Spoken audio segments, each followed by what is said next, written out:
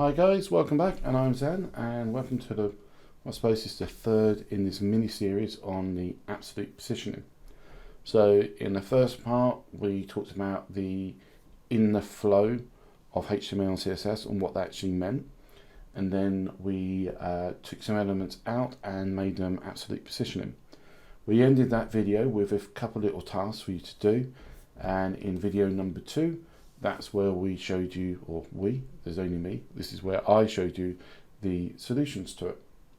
And the one thing that we didn't show is, can you put an element inside another element and have them both in absolute positioning?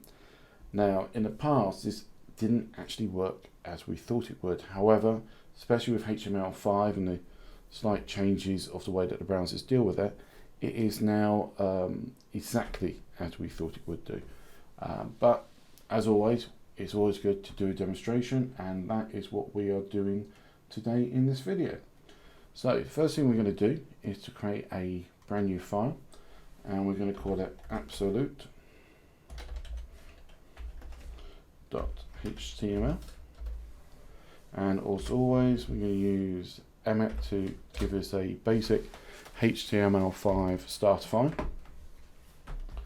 and then inside the body, all we're going to do is create a single parent with 2 children. Okay, so again using emmet, we'll make sure we're in the body. Yeah. So dot, I'll learn to spell, dot parent. Okay, and then inside there I'm going to add, now this is a bit of the BEM method, the block element modifier. There will be a video on this, but this is part of the naming convention that we use in there. So as you can see, that this element's going to start off the same name as its parent, which is parent, followed by 2 underscores, and then I'm just going to call it child1, and then I'm going to repeat that again. So dot parent double underscore child2.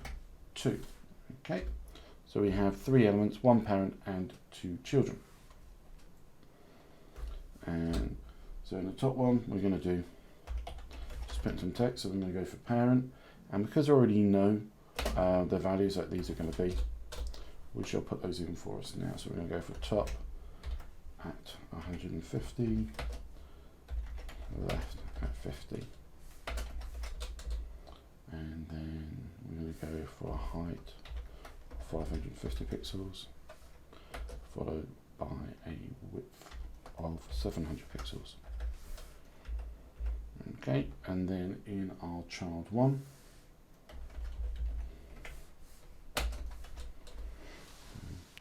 so our child1 is going to be at a top, I'm just going to put a T, of 0. So you have a left value of 0. Put that into a new line, and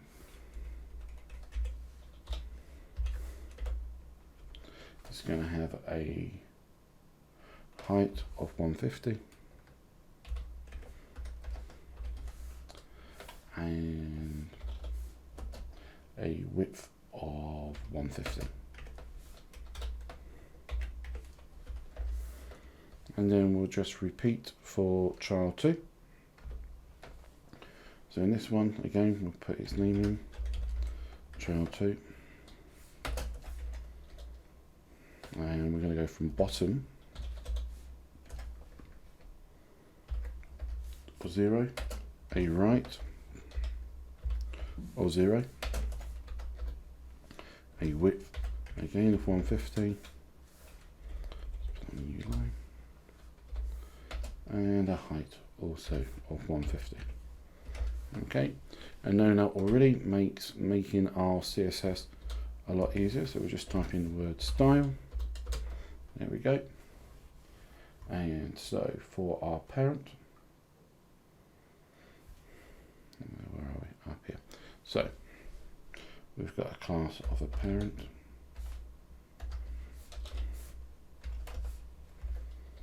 And again, we're going to use position absolute. We're going to go for top 150. We go left 150, which will give it a height of 550, and then we will give it a width of 700.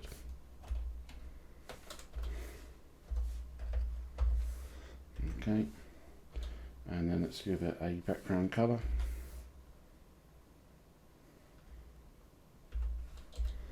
And let's just choose a random, let's go with G and go with green yellow. Okay, so then we go into child 1, so it's dot parent dom_child 1, and again we're going to say for position is absolute.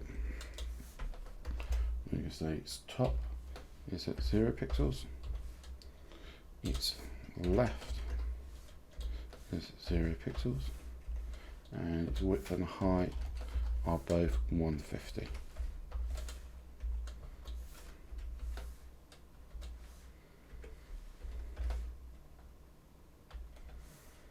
And we'll give that a background colour. And let's go for wheat, which is a weird colour. It's like a dead yellow. Okay, and then finally we do parent child 2, and again position absolute, and we're going to go this time bottom of 0 and right of 0, and we should always put the pixels in. You don't actually need the px when it's 0 because 0 of anything is 0, and then a width of 150 pixels and a height of 150 pixels, and then we'll do a background color, and we'll choose a letter and go for orange. Okay, so the question is, how will this look like once we view it? Okay, because we know that the parent is 550 pixels high, 700 pixels wide, and it's off from the top left hand corner by about 150 pixels. Okay, so we know that's going to be a big one, but where will this parent child 1 go? Will it be at the top left hand corner of the browser? Will child 2 be at the bottom right hand corner of the browser? Or will they be inside of the parent into its respective corners? Okay, and this is the sort of like the relatively big change over recent years. When we view this in the, whoops, I've got no colour. Looks like I've done something a bit wrong. But as you can see, it does stay within it, but we do have an error. So let's just fix our error. What is up with that? Oh, it should be a double underscore. Okay, not a single. Let's just save that and then review it, and there it is. Okay, now you may also notice that the text for the parent has been lost because it's underneath this one here. So we shall correct that, and inside the parent we're just going to do text align and go for center so we can actually see it's text, and there we go. So as hopefully you would have thought, the elements, because there are children of the parent, their positioning in absolute is based on the boundary box of its parent. Okay, so this is in top left 0 0, this is in bottom right 0 0, and so if you any values you would have given would have been respective to the sides of this parent's element. Okay, and believe it or not, this is a relatively new thing that's happened in web design, at least at the date of this video, because before you had to use a relative element inside it for it to work, but that's a whole different story on its own. Okay, so hopefully you get this idea and it's fairly straightforward.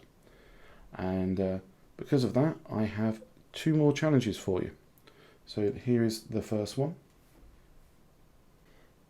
Okay, so in this test we have 2 parent elements. This parent has 3 child elements, and this one on the right hand side has 2 child elements, but the first child has a child of its own, so it's a grandchild of this parent, and this one has 2 children, and they are both also again grandchildren of this one here. And again, all of the values you need are written in these, so it should be fairly straightforward for you to recreate those. However, since really, if you can do these, you've really got the idea of absolute positioning, I thought I'd give you a much harder one to do as well, which is this one here, and I'll just zoom in a bit. Now, if you notice in this one, there are no values, okay? And I've done that on purpose because it's really for you to try and replicate it as close as you can. It doesn't have to be perfect. The thing to remember here is that it's the idea that matters. Okay, can you get the parent-child relationships correctly? Can you get them roughly in the right place, roughly with the right values?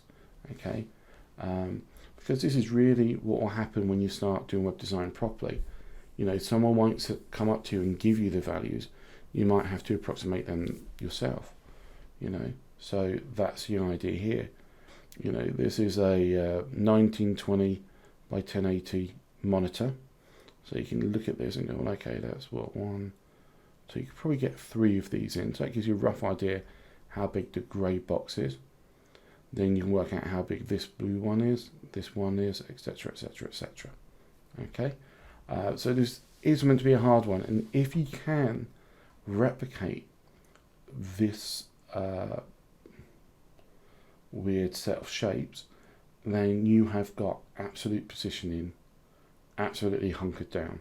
Okay, the trick to doing this one, as I said before in the other videos, is to start with the HTML. Get your HTML structure first, and then the CSS will follow. Okay. Well, I hope this has been useful. Once again, this is Zen signing off. Don't forget to do all the subscribing and stuff. And I'll see you guys in the next video, which will be the answers to these questions.